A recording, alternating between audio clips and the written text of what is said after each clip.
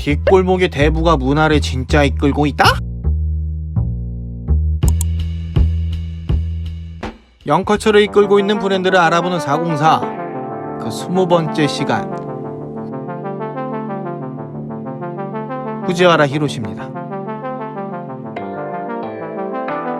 1964년 태어난 후지와라 히로시. 어릴 때 펑크를 좋아했던 그는 20살이 되던 1982년 빠꾸 없이 런던으로 출격을 합니다. 그리고 런던 스시가게에서 일하던 친구네 가서 놀고 있는데 술에 취한 한 남자를 보게 되죠. 그는 바로 잭스 피스톨즈의 매니저인 맥라렌. 대번에 그를 알아본 히로시는 맥라렌을 만나서 음악 이야기로 꽃을 피우면서 런던을 탐방하는데, 당시 잭스 피스톨즈는 시대 낸시 살인 사건이 있던 후였기 때문에 의기소침해 있던 맥라렌은 히로시 때문에 힘을 얻고 갑자기 뉴욕으로 갑니다. 진짜 갑자기? 거기서 맥라렌의 친구들을 소개받게 되고 힙합이 유행하던 동부를 느끼고 서부 힙합을 봐야지 하면서 캘리포니아로 가죠. 그렇게 캘리포니아를 즐기던 와중에 자동차 트렁크에서 자신이 만든 옷과 모자, 스케이트보드 덱을 팔던 사람을 보고 신기해서 맥라렌과 함께 가봅니다. 그의 행동이 재밌어서 친해지자 하고 통성명을 하는데, 그의 이름은 숀 스투시. 그리고 스투시는 일본이 사면이 바다고 서퍼들이 많을 것이라고 생각을 해서 히로시에게 동네 서퍼들과 스지들한테 주라고 스투시 옷을 엄청 많이 보내주게 됩니다. 그리고 도쿄를 일렉트로 코티지라는 직역을 하면 짜릿한 동네가 될 거다 라는 뜻으로 도쿄의 별명을 지어주게 되고, 스투시 티셔츠 뒷면에 보면 도쿄라고 적혀있는 인터내셔널 스투시 트라이브의 시작이었고, 훗날 스투시는 히로시 덕에 일본에서 스투시가 정착하게 되었다라고 말을 하는데, 히로시는 그냥 난 DHL 받은 거밖에 없어요 라고 말하면서 겸손한 모습을 내비칩니다. 글로벌하게 펑크와 힙합 인맥이 생긴 무버 히로시는 런던과 뉴욕의 LA에서 봤던 것들을 도쿄로 가지고 오게 됩니다. 도쿄로 도착한 그는 DJ로서 메이저 포스를 만들어버리는데, 이때 스지들이랑 친해지게 됩니다. 1990년 스지인 스케이팅과 함께 하라주구 뒷골목에 구리더프 스토어를 만들고, 이 당시 지금의 중추 세력인 애들을 모집하게 되죠.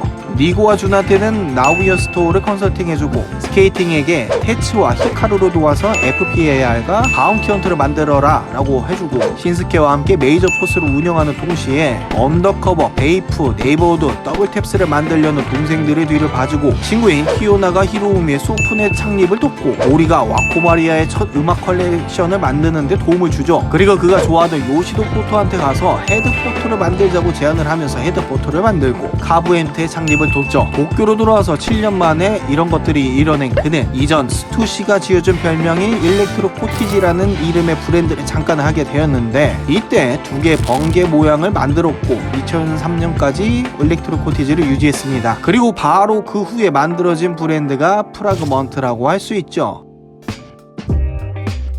이렇게 후진양성을 힘쓴 동시에 스스로도 상당한 커리어를 만들어 가는데, 2002년 HTM9이 바로 그것입니다. 이 HTM9은 히로시와 팅커, 마크의 악구자를 따라서 만든 건데, 이 팅커와 마크가 누구냐? 바로 나이키 크리에이티브 디렉터이자 부사장인 팅커와 나이키 사장님인 마크인 것이죠. 이들은 기존의 나이키 모델군보다 더 프리미엄하게 만들어서 시장에 내놓았는데 반응은 정말 좋았습니다. 아직도 간간히 출시되고 있고, 나이키 매니아들 사이에서도 HTM9은 최고로 치는 그런 라인을 나이키 사장과 부사장과 같이 한 거죠. 대단하죠? 그리고 2005년 인터넷이 보급되면서 비즈빔의 히로키와 소프넷의 히로미와 함께 허닙이라는 웹진을 만드는데, 지금 시장에 널려있는 수많은 웹진의 시작이라고 할 수 있겠습니다. 라스트 오지 1, 2, 3를 하면서 다져진 짬바, 즉 어떤 스토리를 풀어야지 사람들이 관심을 갖는지에 대한 것을 알고 있었기 때문에, 이들은 인터넷이 활발히 보급되던 이때 인터넷 웹진을 만들어서 큰 반향을 일으키죠. 역시 히로시다. 그리고 비즈빔을 만드는데 히로시가 신발 보여준 거 기억하시죠? 대단하지?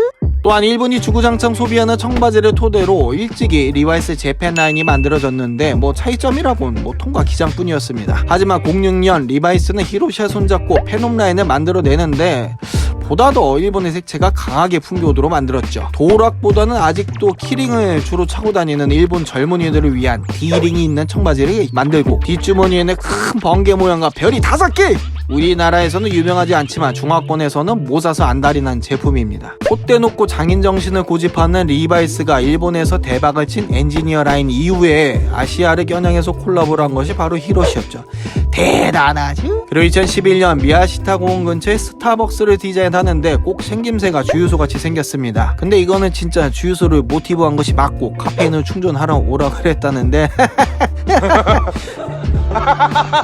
매장에 있는 벽 하나 단순한 굿즈 콜라보는 심시치 않게 했던 스타벅스가 특정 인물과 콜라보레이션한 매장은 아마 히로시가 최초가 아닌가 생각이 됩니다. 굿즈 안에 적혀있는 MYST는 미야시타 고온의 약자입니다. 그리고 후속으로 오모테산도의 비사이드 매장을 열었죠. 대단하지? 그리고 낡은 수영장을 개조해서 만든 더풀 아오야마, 그것이 끝나자마자 주차장을 개조해서 만든 파킹 긴자, 그것이 끝나자마자 편의점을 컨셉화해서 만든 더 컨비니까지 이 컨셉 스토어 시리즈도 많은 사람한테 영감을 주고 와, 이 사람 뭐 진짜 대단한 사람이다 뭐 이런 인식을 심어줍니다. 대단하지? 이 밖에 뭐 루이비통 뭐 태그오이어 뭐 불가리 뭐 몽클레어 뭐 조던 뭐 등등등 이것저것 많이 했지만 어떻게 이런 생각을 했냐는 것입니다. 그가 말하길 1982년 뉴욕의 티파니 매장을 방문했을 때 티파니 매장에는 몽블랑 만년필과 롤렉스 시계가 팔고 있었는데 아니 왜 티파니 매장에서 이런 것을 파냐라고 매니저한테 물었더니 이거는 협업이라고,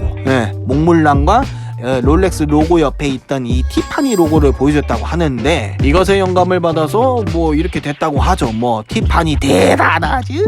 어떤 협업이건 본인은 이야기만 했고 다른 사람들이 다 했다고 다른 사람들에게 공을 돌리면서 겸손하고 운이 좋은 모습을 보인 하라주쿠의 대부 히로시, 살아있는 레전드로서 일본을 넘어서 세계로 영향력을 뻗쳐주시길 바라겠습니다. 끝난 줄 알았지? 어찌저찌 히로시까지 왔으니까 일본의 패션 역사를 한번 쑥 훑어보려고 합니다.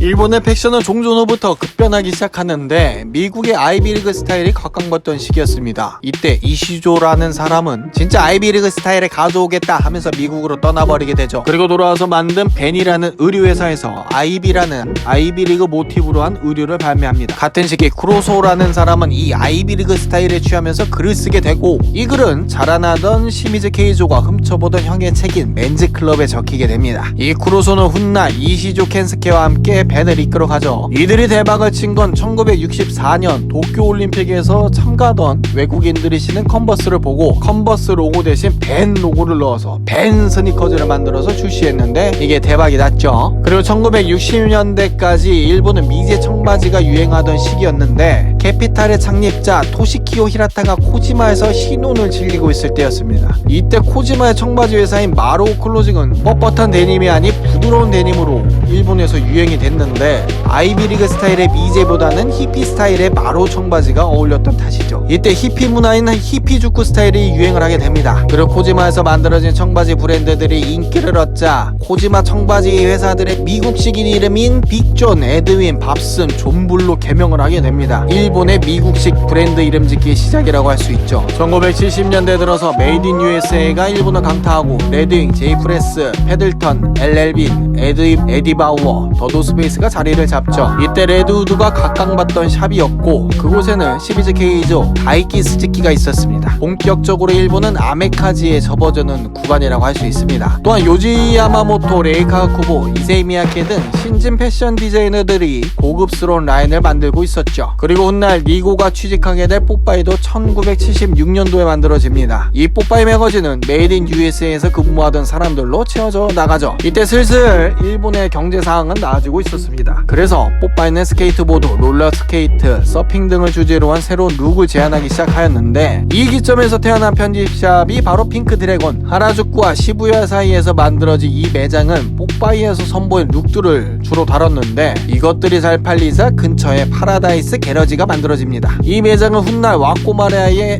도쿄 파라다이스의 모티브가 된 매장이죠. 이 게러지 파라다이스는 양키 문화라는 리젠트 헤어란 사람이 와서 하와이안 셔츠와 보잉 선글라스를 사가는 매장이었죠. 자, 이제 아메카지와 양키룩으로 양분된 일본의 패션 문화, 여기에 오사무와 이치조가 아메리칸 라이프 캐주얼 스타일 편집샵인 빔즈를 만들어서 3분화가 됩니다. 그리고 캐주얼에 힘을 실어줄 미우라와 소니 만든 십스가 등장하면서 라이프 스타일 캐주얼이 대두되던 80년대를 이어오게 되죠. 캐주얼 카테고리를 통해서 나이키가 일본에서 또 선풍적인 인기를 끌게 됩니다. 그리고 빔즈의 직원들이 나와서 만든 유나이티드 에로우는 크로머치의 라이센스를 보유하게 되면서 새로운 강자로 등극을 하게 되죠. 아무튼 80년대에 접어들어서 신진 디자이너들이 파리 삼총사가 유명해지고 보다 더 패션에 눈이 올라간 일본은 죽었다라고 생각했던 아메카지의 나이키와 프레피 룩을 접목시켜서 다시 유행을 시키고 그 유명한 네펜데스가 생겨나게 됩니다. 그리고 얼마 지나지 않아 히로시가 등장하고